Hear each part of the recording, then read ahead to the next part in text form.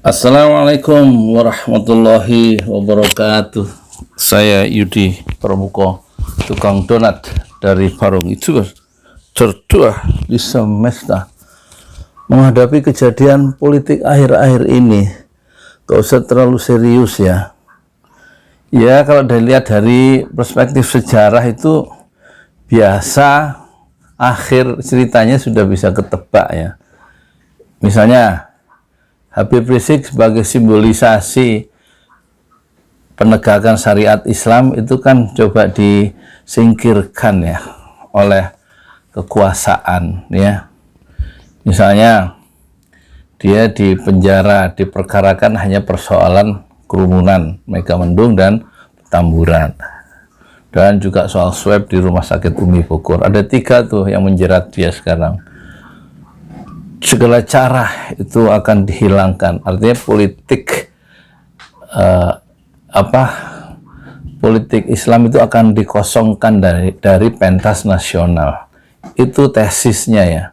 Makanya pertama-tama yang digarap adalah Habib Rizik.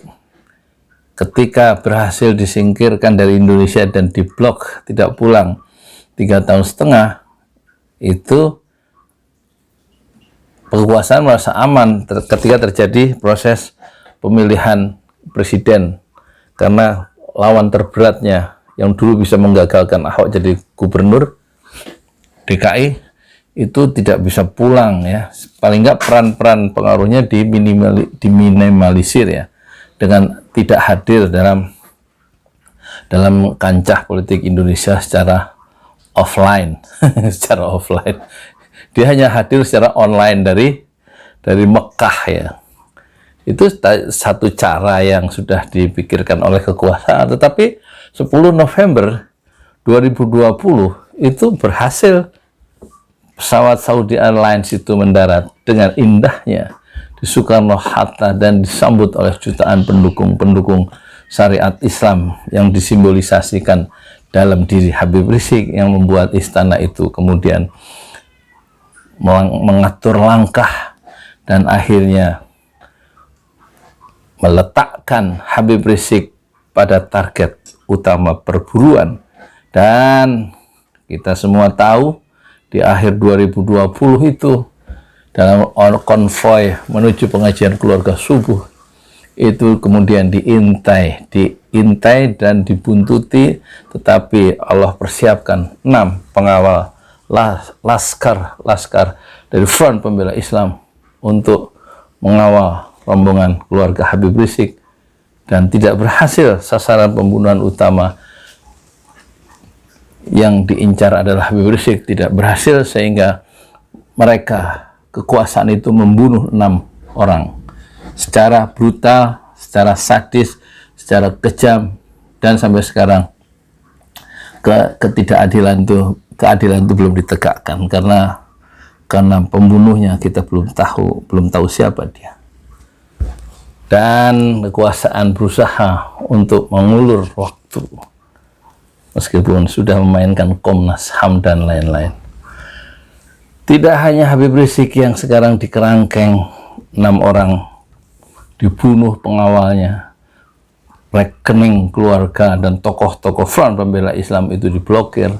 Bukan hanya itu, kemudian tanah 30 hektar dari markas syariah di Megamendung juga konon disita ya, dan tentu saja Front Pembela Islam itu dibubarkan. Satu cara memotong akar kekuatan dari Habib Rizik dengan jamaahnya, dia dipisahkan kembali dari jamaahnya. Habib Rizik disimpan dalam bui, dan kemudian alat yang menyambungkan untuk gerakan yang lebih masif itu sebagai cara yang efektif, cara untuk berjuang secara modern melalui organisasi, maka organisasinya dibubarkan oleh Front Pembela Islam, yaitu Front Pembela Islam dibubarkan oleh kekuasaan. Alasannya tidak memiliki legal standing. Sebenarnya yang tidak memiliki, mungkin betul Front Pembela Islam itu tidak memiliki legal standing, gatar gitu. Tetapi kekuasaan sebenarnya tidak memiliki moral standing. Tidak punya moral standing. Nah, ini biasa dalam perspektif sejarah ya. Satu cara untuk menyingkirkan itu memang memotong akar-akarnya, memotong pengaruh-pengaruhnya sang tokoh itu dari jamaahnya. Dan ini tampaknya akan berhasil dalam tanda petik. Di satu sisi pemerintah atau kekuasaan mencoba menggarap Islam non politik ya, yang memang didekati dengan cara yang sophisticated, sebagaimana dulu Pak Harto ketika Islam disingkirkan dari pentas politik, Islam politik, tetapi tahun 90 dia mendirikan Bank Muamalat ya. Tidak pakai syariah, belum syariat Islam masih menjadi momok, dulu disebut Bank Muamalat Islam, dalam rangka untuk meraih dukungan umat Islam dari segi non politik dan juga membangun atau ya ICMI, Ikatan Cendekiawan Muslim Indonesia. Kata nah, itu satu pola yang terulang karena mengikuti kerangka berpikir Sunok-Horkronya ya, satu arsitek yang bisa menjinakkan gerakan politik perlawanan Islam di Aceh terhadap penjajah Belanda dengan cara menghancurkan Islam politik, kata siapa ini, Sunok-Horkronya, kemudian membiarkan yang ibadah itu dibiarkan, masjid tidak dilarang, sholat itu termasuk ekonomi tidak dilarang, malah dikesankan untuk didukung oleh kekuasaan. Tetapi khusus kekuatan Islam politik dihancurkan sama sekali. Itulah yang teori Sunok-Horkronya, itulah yang diterapkan di zaman Orde Lama, Orde Baru, dan juga Orde Reformasi sekarang, dengan cara menyingkirkan dan memotong kekuatan Habib Rizik lewat seolah-olah lewat jalur yang sah, yaitu jalur pengadilan. Tapi ormasnya dibubarkan, kemudian pimpinan-pimpinan terasnya dimasukkan penjara semua, termasuk Maman Suryadi, kemudian siapa lagi itu, Sobri Lubis dan lain-lain ya, Habib Hanif ya, menantu dan juga orang yang berpengaruh dalam front pembela Islam itu. Nah, ini sebenarnya pola-pola lama dengan kemasan baru untuk mempertahankan kekuasaan dan berakhir dengan declining, dengan luruhnya kekuasaan itu dalam sejarah, sebagaimana kita lihat dalam luruhnya kekuasaan Soekarno dan luruhnya kekuasaan Soeharto setelah tidak berhasil pertahankan tiang-tiang kekuasaan dengan cara represif dan memberikan kehangatan terhadap Islam non politik. Tapi kalau Islam politik yang aspirasi Islam itu begitu nyaring terdengar, itu akan dibabat habis. Simbolisasi yang betul-betul punya kekuatan moral yang perjuangkan nilai syariah Islam atau nilai-nilai moral, satu-satunya yang tersisa di Indonesia hanyalah Habib Rizik. Sementara pihak kekuasaan penuh dengan kasak-kusuk, penuh dengan intrik, dan penuh dengan aroma korupsi, sebagaimana tampak dalam kasus-kasus yang menyeruak ke permukaan yang semua orang sudah tahu.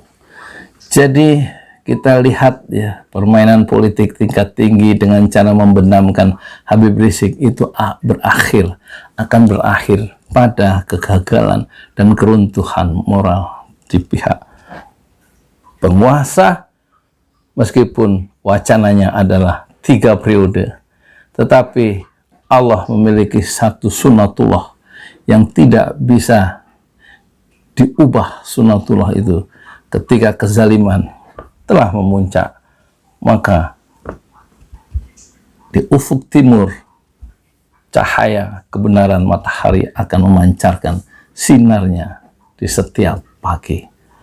Saya Dwi Pramuko, tukang donat dari para YouTuber tertua di semesta Fasbir, Sobron Jamilah, bersabarlah dengan kesabaran yang indah. Jangan serius menghadapi hidup, biasa aja itu.